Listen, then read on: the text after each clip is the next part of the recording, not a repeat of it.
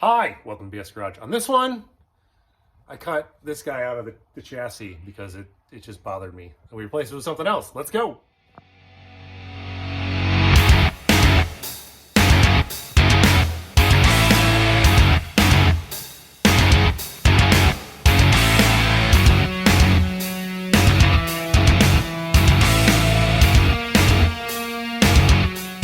Time to get going on chassis modifications for this car. So there's a few things that I did not do correct. I wouldn't say I did correctly, but to my liking first go around.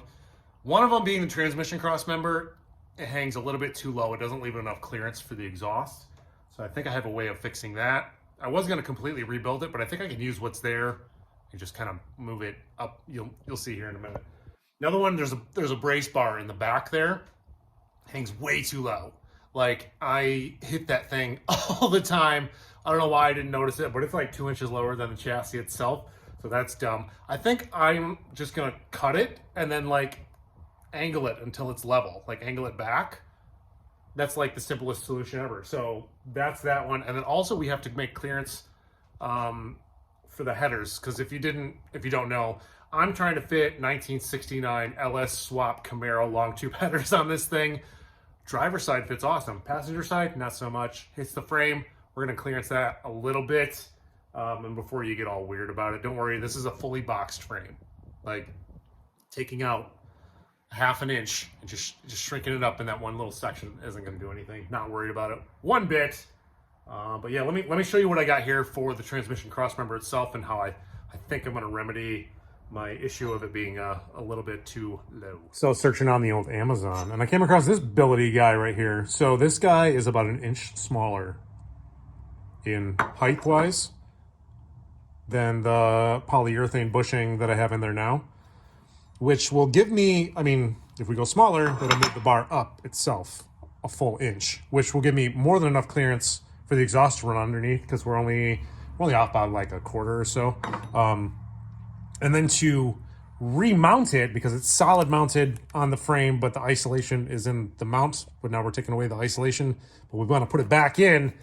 So I got these guys here. I just was worried about this size here. So it's an inch and 1.75, right? So that will fit in some 2-inch square stock with 1/8 inch walls. So my plan is to make new mounts that weld onto the bars itself. I'll show you all this here in a second. And then these things kind of thread in there, and they have a little bit of adjustability. This is honestly not what I thought I ordered. I thought I just ordered, well, let's eliminate that. I just thought I ordered that. So I was just going to like weld these guys onto the end of the bars and then bolt it up that way. But having a little bit of adjustability is awesome. I don't think that is the right size though. So also, that one's on backwards. Anyway, so we're gonna have a little bit of gappage to make up. Well, it's not gonna be a big deal. We're not using this for suspension. It just has to like hold it, and then these rubber or polyurethane, whatever that's made out of, that will reintroduce our isolation itself. So first thing I gotta do, I'm gonna take transmission cross member out, and then kind of plan out.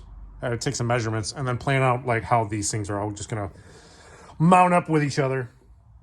Here's the transmission cross member that I have now. You can see like we have minimal clearance here for the exhaust. It used to go underneath there. And the way I had the exhaust set up before, it was I bashed it in. Not a great idea. You can see we're so close the way that these long tubes are exiting out. We just gotta move it up a little bit. Ideally, no, we need to reintroduce the isolation. See, I was thinking too, like I could just like put spacers in between this, like a 1-inch spacer to move that up in order to make up, the difference between the new mounts or whatever. But my bolt, I don't think will quite make it to hit the floor. So we're gonna turn it sideways so it'll mount like this way now. But my goal here, we're gonna lob these guys off after we take the transmission cross member out, and then make new ones out of 2x2 stock that kind of come off of there, and then it'll slide up in. Shouldn't be too difficult. And then that will, because we're shrinking this up by 1 inch, so it'll be there now, and then it'll be up higher. So that's in my head. This is all gonna work. It's gonna work awesome. Mark my words. So let's get to it. I'm gonna take some measurements on where the transmission is itself, support it with a jack, get this thing out of here. got them side by side just as a comparison's sake of like how much more we're gonna gain. So that's a good inch, even though this, you know, that's not compressed. But when you compress it, yeah, we're good to go there. So I'm gonna bolt that thing in right now, and then so I don't have to worry about it later. And then I'm gonna lob these guys off right there. So I'm fairly confident in my cuts being square to themselves. And I just laid it on my bench here, and I made some measurements, made some marks, and look at this crap. Can you spot the difference between the distance on this and this? It's about a ½ inch, a little bit less than a ½ inch. So new plan. I'm gonna cut this sucker off right here, which will allow me to rotate this wherever it needs to be in order to get like maximum clearance for that. And I can honestly go back to the rubber isolator and then use the things that I just cut off and then save these for actual arms or something. I don't know. But let me cut this off. See where we're at after that. So yeah, completely changed my mind on what I was gonna do. So this is all squared up. Made sure it was at its highest point, so I got the most amount of drop on it. And I squared it up to the table. I just got the bracket, or where, you know, the transmission mounts to, just tacked in right now. I'm gonna check to make sure that I got plenty of clearance. And I'm gonna reuse the polyurethane mount. And then I'm gonna reattach these guys here, I think. Kind of like this, but sideways instead of upright this way. That way it can like slide up, excuse me, I'm dying. Slide up into place and bolt through that way is my idea. And in order to make sure that this is square, I've got some larger DOM there, and it'll act as a sleeve so that I can kind of like play with how far in and out this is in order to get it exactly where I want it to be in order to fit in between those chassis brace bars or whatever. So yeah, let me check this out, and once I know that this is good, I'm gonna finish weld this guy in. I'm gonna work on cleaning these guys up and then getting these all welded back in. This is gonna be way more square than it was before. I mean, before, like the way that these were welded onto the ends, like one was like on 5 degrees different than the other side. So I'm really happy with the way this is coming out. So these are the sleeves, right? So this is 1 3/4 DOM, 120 wall, I believe. And then, you know, this is 1.5 inches. So I'm using that, a 1 inch piece that I chopped out there, left over from the cage, as a sleeve in order to get these two to line back up, because the amount that I cut off or whatever, I needed to extend it a little bit. And as you can see, I got a little bit more of a curve down now, kind of allowed a little bit of a play inside there in order for me to, I don't know, it gives me a little bit more room to bolt it up to whatever new bracket that I come up with.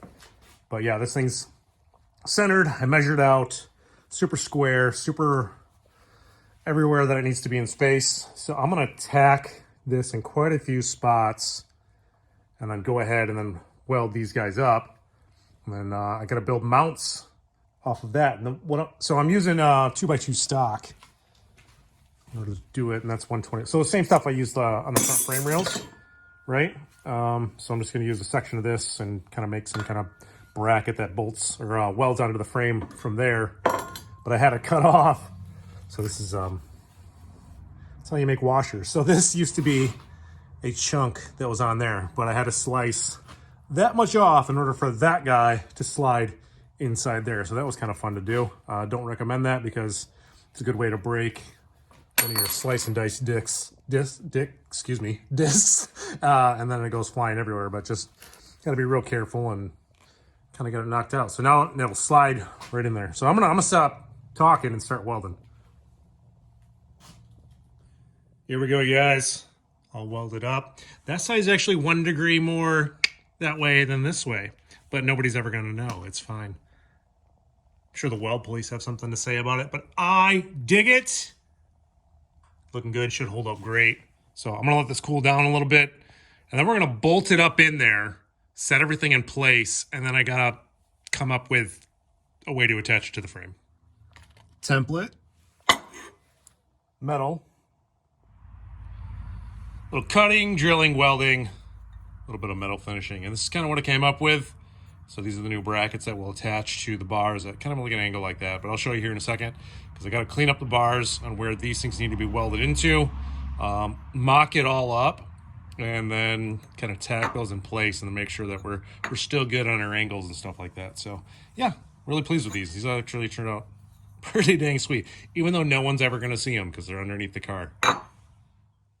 We have a new cross member. Sorry, I didn't really film much of it because honestly, it's really hard to underneath the car, dark and just dingy. But there, yeah, it's all burned in. Actually, I ended up moving the whole engine and transmission assembly back about a good 1/4 of an inch because I wanted a little bit more engagement on the drive shaft into the spline. I felt like it was a little loose. It wasn't sitting in the the bearing for the tail shaft housing as much as I would like. But now it's good to go. Yeah, all burned in, and you can see how much more. So that's the exhaust. Why can't I even thank the header, the long tube header, for the driver's side there? You can see that she's got plenty of room now for it to come back this way. I mean, you're on a fisheye lens right now, but yeah, it's gonna work out way better than it was before because the mounts before were up there and this thing was pretty much almost flat the way it was turned down. But now we're much higher, much more gooder. Awesome. Let's move on to the next thing. Next thing I want to tackle with the chassis is that rear brace section that ties in the two. Wait, here. Can you see this? See that thing? See how low that is? That guy right there? Yeah. I don't like that. I hit it on everything and it's not high enough for the exhaust system. So I'm going to try to get rid of it. I'm not going to cut it out just yet because I'm not really confident enough in my my pipe bending abilities to get that knocked out. But what I'm going to do is I got a new piece of pipe here, right? Plenty to work with. And then I took just some aluminum rod that I had lying around and I kind of got a general shape of what I want. I put it in the bender. My idea is that I'm going to start from the middle and work my way out. So if I can make the middle a 90 degree and then 45 off that, and then figure out kind of where the bend needs to be to kind of angle it back into the bar because it's going to be set further back. This doesn't make any sense, I'm sure, if you're not even looking at it. But I think I have a solid plan. So I'm going to mess with this and I'll show you either it's going to be successful or it's going to fail. So yeah, let me make some noise and some marks and some bending and see what I can come up with.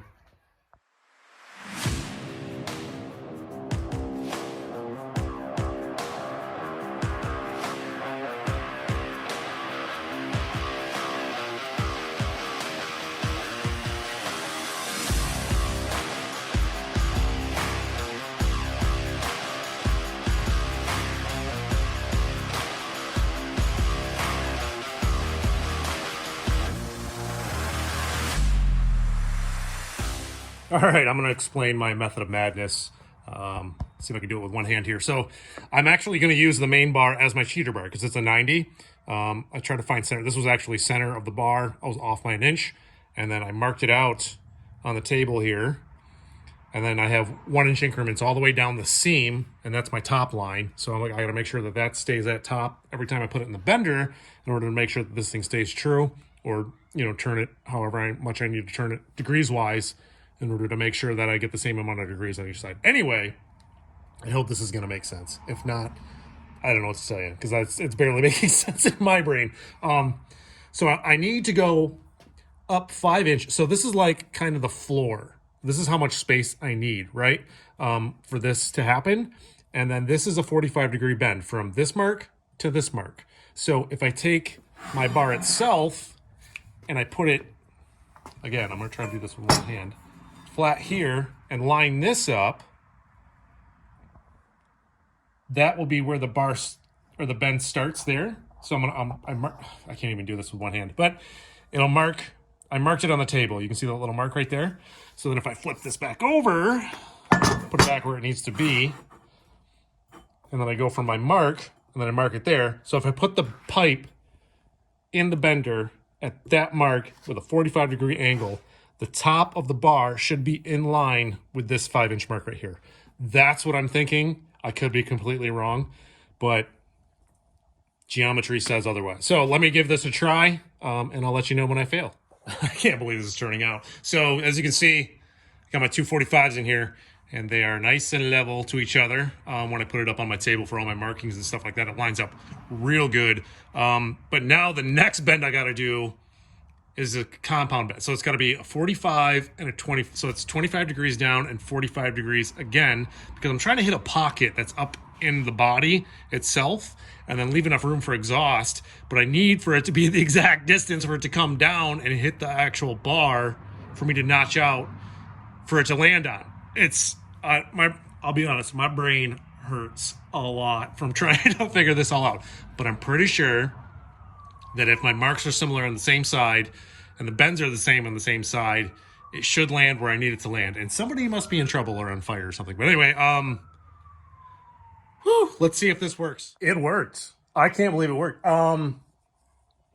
Did screw up a little bit though, because I didn't exactly know where my center was going to be for that 90-degree bend. So I didn't have enough material on this end. So she kind of pinched her a bit. And this one's at like a 43 degree. And this was at a 45 degree. Not a big deal. But if you look at how it sits on the table, it's nice and flat. So I know my 25 degree angles on both ends are the same. So now this is going to allow me to put it in the car kind of like this and hit the spots I need to spot. Excuse me, hit the spots I need it to hit. Next up, I got to notch this thing at a weird angle in order to hit the support bars that are underneath there. So I'm gonna get to that, and then when that gets screwed up, I'll let you know. Welcome to underneath the car. So look at this. Look at the fitment on that. The evenness and gap to the body, how it lines up center. I honestly can't believe this happened. Like, I was second guessing myself the whole time. That's why I left this guy in here just in case I had to just modify this one instead of having a whole new one. And it fits up in the pocket that I wanted it to because the floor is right there. And this is going to leave, again, plenty of room for exhaust to come through instead of this guy here. And you can see how much lower this guy is here compared to the frame. Well, now this one is even height with the frame. Plus it's a little bit further back, so helps out with clearance. And then I jacked the chassis up all the way to see if the drive shaft and how low it came, and we still had another like inch of clearance. There isn't that much play in between here and here, but even with the car at full extension, like not even close. So this is freaking awesome. I gotta go ahead, obviously I'm gonna grind all this out, try to get as much of that paint and stuff out of there, bare metal. I'm gonna burn this guy in before I cut this guy out, but holy smokes, like I can't math. Brain hurting right now from how much I had to think about this thing, but this is awesome. I'm really liking this. It's all burned in. You can see the difference here on height wise. How much more ground clearance we have now, so that's freaking awesome. Yeah, now I'm gonna cut. I'm gonna cut this guy out and smooth these out like it was never there. That mistake was never made.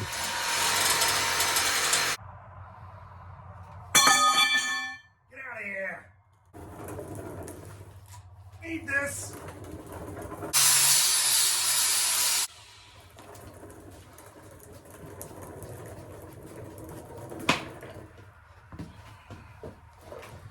I think we're done. It's like they were never there. I like it. I like it a lot. Cool. So much more room for everything now. I don't know how many more times I could say that, but like, I'm really pleased with the way that this stuff is coming together, turning out. It's gonna leave making my new exhaust system so much easier. I think that's what I'm gonna call it for this one. Got the 2 cross members done. I can't remember if I said I was gonna make clearance for the exhaust or not on this one, because that passenger side manifold, we need a little bit of frame clearance in there. I'll get to it next time, but it's the end of the weekend, and you know what? I gotta put a video out because, you know, that's what I do. Try to do one a week is my goal. But yeah, 2 cross members down, ton of work. My brain hurts from all the math, but got it knocked out. If you guys made it this far in the video, hit that like, hit that subscribe. I really appreciate it. Got a lot more coming up. See you in the next one.